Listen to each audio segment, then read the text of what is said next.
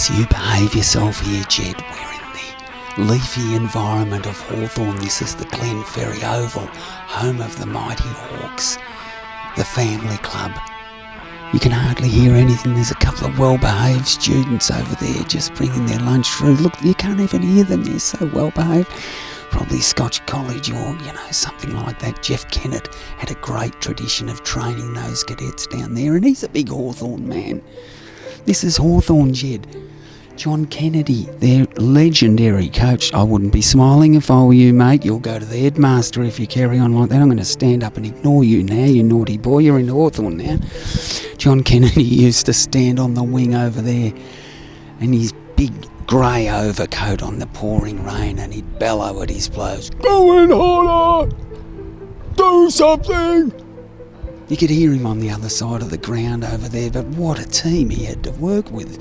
I mean, in the 50s and that, he was a struggling ruckman, but in the 60s, he got Huson. He had Peter Knights, he had tough players, he had Keddy, blokes like that. They were the family club, they were called the Kennedy Commandos. He took them to their first premiership in 1961. And they learned how to use this ground, which is like a sardine can. The wings are, it's not far from one wing to the other. Malcolm Blight could probably do it with a torpedo. And they'd clear out everything for Hutto. Hutto would lead out from the square, he'd have the whole forward line to himself. They were a great sight, and the stand behind them just going crazy, politely, clapping politely. They didn't want to muck up the sandwiches and the thermoses because they were the family club, Hawthorn. "Do something," he'd yell over there. There's the train line over there.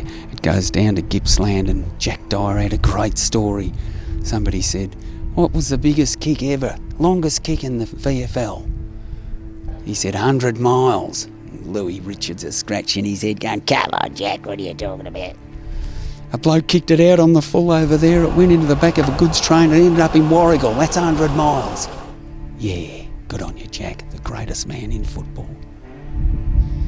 I'm going to go now because we'll go and get a cappuccino. It's the only place you can get a decent cappuccino around here in Hawthorn because they're so bloody civilised. Like that mob over there in Collingwood, you wouldn't buy anything from them. Are we ready, Jed? Feel like a capper? Let's go.